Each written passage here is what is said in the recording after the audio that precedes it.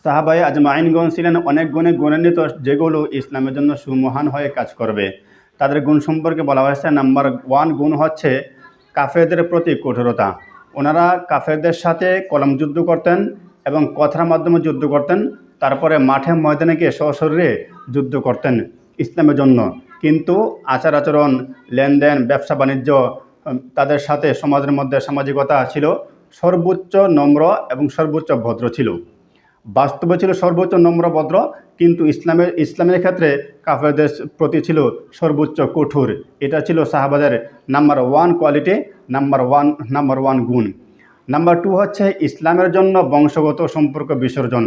সাহাবাগণ ইসলামের জন্য তাদের পিতামাতাকে ত্যাগ করেছিলেন, তাদের ভাই বোনকে ত্যাগ করেছিলেন, তাদের আত্মীয় স্বজনকে ত্যাগ করেছিলেন সাহাবাগণ।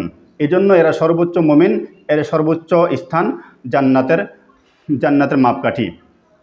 কিন্তু আমরা বর্তমানে ইসলামের জন্য দল ত্যাগ করতে পারি না, তাহলে আমরা কীভাবে মুমিন হব? সাহাবাগণ ইসলামের জন্য, ধর্মের জন্য পিতামাতাকে ত্যাগ করেছিলেন, ভাই বোনকে ত্যাগ করেছিলেন, আত্মীয় স্বজনকে বাদ দিয়ে দিয়েছিলেন, ত্যাগ করেছিলেন। কিন্তু আমরা বর্তমানে এত বেশি উচ্চ মুমিন যেটা আমরা দলের জন্য ইসলামকে ত্যাগ করে দিই, কিন্তু ইসলামের জন্য দলকে ত্যাগ করতে পারি না। তাহলে আমরা কীভাবে মুমিন হব? এইগুলো আমাদেরকে খেয়াল করতে হবে, এগুলো আমাদেরকে লক্ষ্য রাখতে হবে।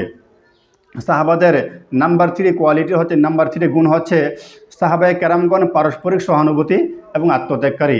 ওনারা সকল মানুষের সাথে, কাফের, মুশরিক, মুসলমান, অমুসলিম, দল বল নির্বিশেষে সকলের সাথে ভালো ব্যবহার করতেন, সকলের সাথে সুন্দর ব্যবহার করতেন এবং আত্মত্যাগকারী। ওনারা এত বেশি আত্মত্যাগ করতেন, ওনারা মদিনার সাহাবিগণ, মক্কার মুহাজির সাহাবিদেরকে নিজের সম্পদ দান করেছিলেন এবং 2-3টা ঘর থাকলে ঘর দিয়ে দিয়েছিলেন। তারপরে 2-3টা ওয়াইফ বা স্ত্রী থাকলে স্ত্রীকে পর্যন্ত মক্কার সাহাবিদেরকে দিয়ে দিয়েছিলেন। এত বেশি আত্মত্যাগ করতেন সাহাবাগণের নাম্বার 4 কোয়ালিটি হচ্ছে রুকু সেজদায় বা নামাজে মশগুল থাকা। ওনারা ফরজের পাশাপাশি, সুন্নতের পাশাপাশি নফল নামাজ আদায় করতেন এবং তাহাজ্জুদ নামাজ আদায় করতেন। কিন্তু আমরা তো এখন নামাজই ঠিকমতো পড়ি না। তাহলে আমরা কিভাবে মুমিন হতে পারি? কিভাবে আমরা আল্লাহর প্রিয় বান্দা হতে পারি? সাহাবাগণ এজন্য দুনিয়ার মধ্যে জান্নাতের সার্টিফিকেট পেয়েছেন। ওনারা আমাদের জন্য উত্তম মহান আদর্শ। এই জন্য বলা হয়েছে যে সীমাহুম ফি ওজুহিহিম মিন আসারি সুজুদ। সাহাবাগণ এত নামাজ পড়তেন, নামাজের কারণে এই কপালের মধ্যে দাগ পড়ে যেত।